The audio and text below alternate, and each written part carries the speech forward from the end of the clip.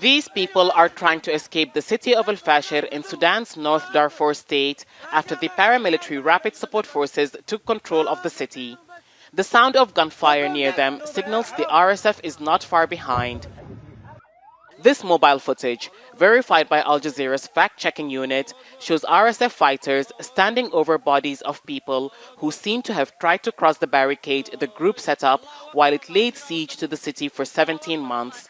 The RSF denies the authenticity of the videos and says they're fabricated.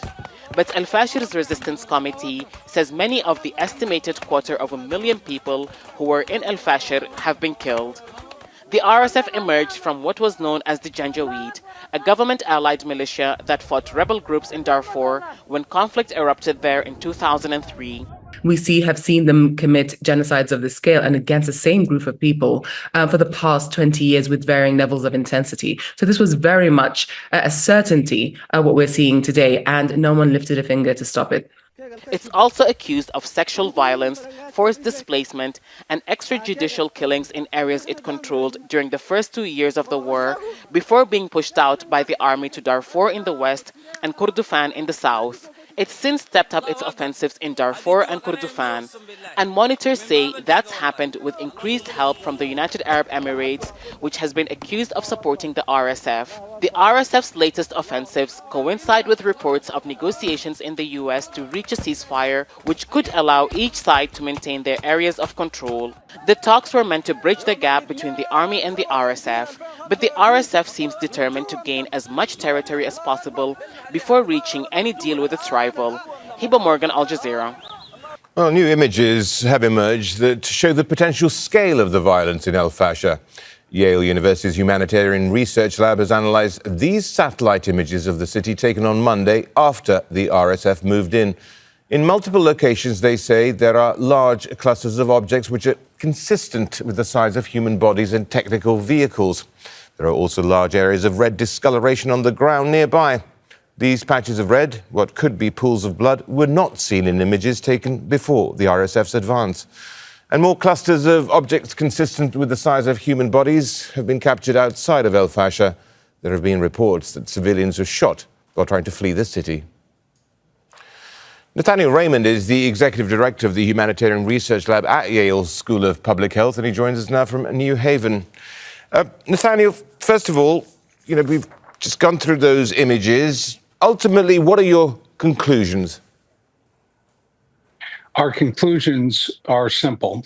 Since the Rapid Support Forces took control of El Fasher now just over 48 hours ago, we have seen a campaign of house-to-house clearance operations and what appears to be clear evidence of mass killings visible in satellite imagery that corroborates videos from the ground. In short, what we are seeing is ethnic cleansing. Can you give us a sense of the scale of this, though? I've been doing this work with satellites for 15 years, and I've been a war crimes investigator for over a quarter of a century. I have not seen the velocity and ferocity of the violence that we're witnessing in the past day and a half in any other setting I've investigated in my entire career. The scale is immense. From the earthen berm, the wall that now surrounds El Fasher, to specific neighborhoods such as Darajula, to hospitals and humanitarian facilities, we are seeing objects that measure between 1.5 to 2 meters, which is the standard length of a human body lying horizontal, as seen in satellite imagery at high resolution. Those objects were not there 36 to 48 hours ago. They now litter the city. Now, when you look at these pictures and you see perhaps some of the troops there, the RSF forces, one's got to also then start thinking, well, where are they getting the wherewithal to do this? Well, where they're getting the wherewithal to do this is the same place that they got the wherewithal to do it in El Geneina, to do it in Zamzam, to do it in Serba, to do it in Armada. We have 2.5 years of evidence of Rapid Support Forces' commitment to attacking 4 Masali, Zagawa, and Berti people across the regions of Darfur. We have ground photos, and we have, in this case, their own videos celebrating their killings. You must be concerned that other parts of the country will suffer the same fate. Yes, and I think what is important to understand here is that this campaign of mass killing we're seeing now in Al Fasher has been warned about in excruciating detail by both the Humanitarian Research Lab and many other colleague organizations, especially the response community, the local response community in Darfur, for months. None of this is surprising, and it's also a preview for what may happen in the Kordofans at El Obeid, Dillinge, and Kadugli that could come under siege any time now as rapid support forces move to the east with the fall of Al Fasher. So what about the Sudanese army itself? It's certainly, to say it's on the back foot would be understatement of the year. That's correct. We know that we have reports recently in the past few hours, and this is some new news for your viewers, that the Sudan Armed Forces what was left of the Sudan Armed Forces 6th Division in El Fasher appears to have retreated west towards Tawila and into Jebel Mara. This is a really important and potentially worrying development because many of those who have fled Zamzam and Al Fasher have gone to Tawila. And there is a chance with SAF forces now to the west that rapid support forces may chase them.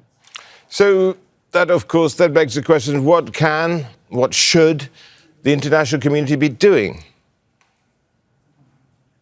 Just today, the Wall Street Journal reported that U.S. intelligence documents show conclusive proof of an escalating pipeline of weapons from the United Arab Emirates, including advanced drone technology, to the rapid support forces.